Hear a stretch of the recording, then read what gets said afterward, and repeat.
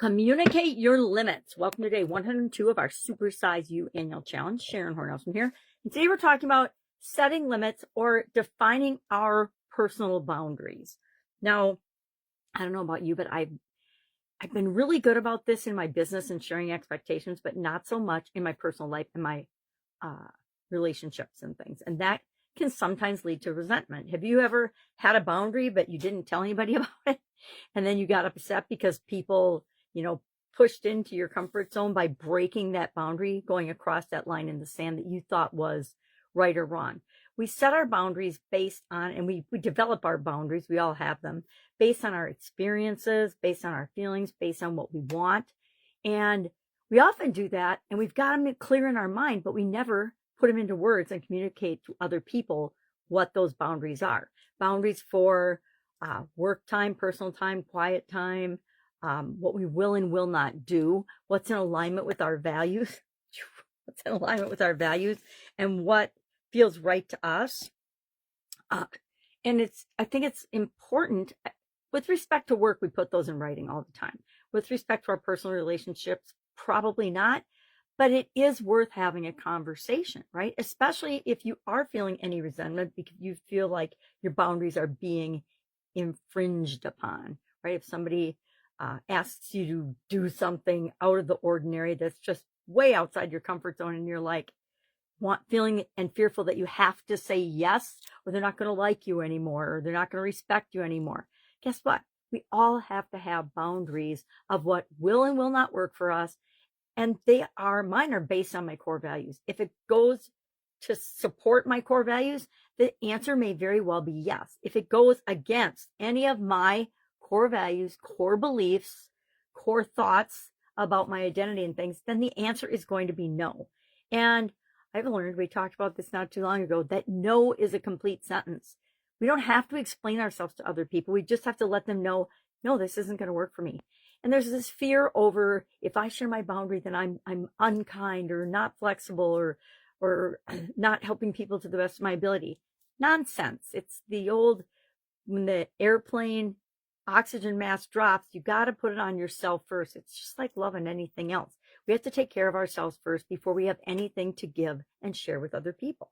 And a lot of us want to make the world a better place, but we can't do that if we're not taking care of ourselves. And that involves setting a few boundaries. Now, how much sleep do you need? What kind of diet are you going to have? These are boundaries we set with ourselves. Well, we want other people to honor those as well. One of my biggest examples of this is whenever I would go on a diet in the past, and yes, I was one of those crazy yo-yo dieters, I would, in the conversation or at a meal or something, people would comment on what I was or was not eating. And that was a place where I needed to set a clear boundary because I was doing what was right for me, and it didn't matter what they think or them judging that particular choice of lifestyle for short periods of time. But it took me a long time to learn that. Boundaries are what I will and will not do, right? What is above the line in the sand for me and what is below the line in the sand? Again, with matching core values.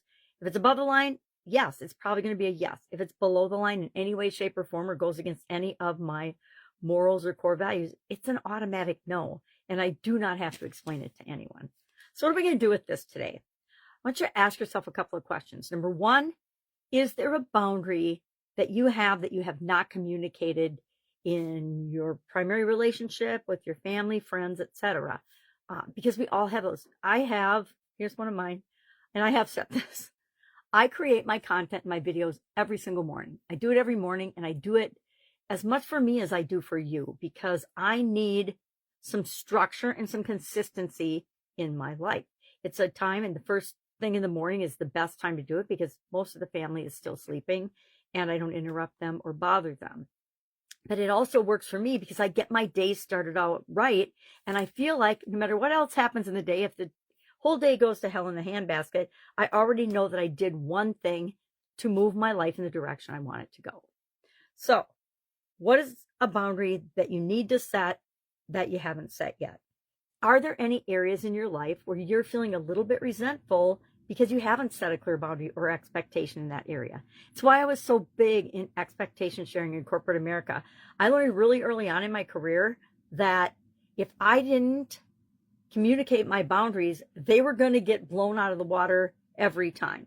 A lot of companies, a lot of organizations don't realize that we are human beings with lives outside of our employment for them for 40 to 70 hours a week, whatever it happens to be.